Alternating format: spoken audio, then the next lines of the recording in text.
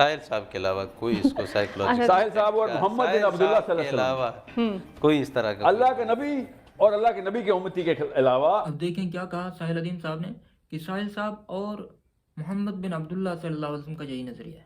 اب دیکھیں محمد رسول اللہ بھی کہہ سکتا تھا، محمد رسول اللہ نہیں کہا، محمد بن عبداللہ کہا.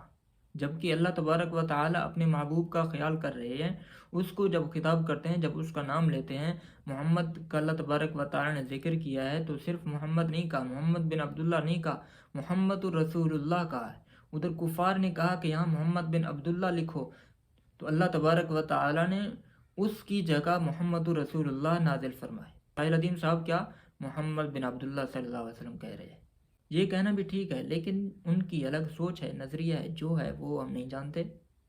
قابل غور بات یہ ہے کہ یہاں پر ساحل الدین صاحب نے اپنے آپ کو جناب محمد رسول اللہ صلی اللہ علیہ وسلم کے ساتھ ملا لیا اور کہا کہ میرا اور نبی کریم صلی اللہ علیہ وسلم کا موقف ایک ہے.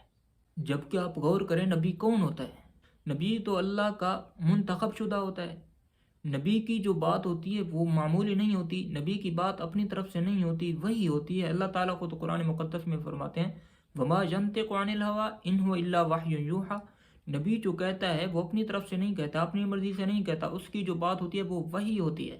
نبی کا جو اعتراض ہوتا ہے وہ اپنے فہم کی بنا پر نہیں ہوتا، نبی کا جو اعتراض ہوتا ہے وہ وحی کی بنیاد پر ہوتا ہے. اب کیا نعوذ باللہ ساحل الدین صاحب یہ کہنا چاہتے ہیں کہ مجھ پر وحی نازل ہوتی ہے، کہ میں جو اعتراض کر رہا ہوں میں وحی کے ذریعے اعتراض کر رہا ہوں؟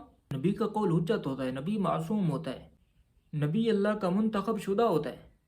اور یہ کس کا منتخب شدہ ہے اس کی گفتگو سے آپ اندازہ لگا سکتے ہیں. یہ کہاں سے آیا ہے اس کا اس نے اپنی کئی ویڈیوز میں اقرار کیا ہے.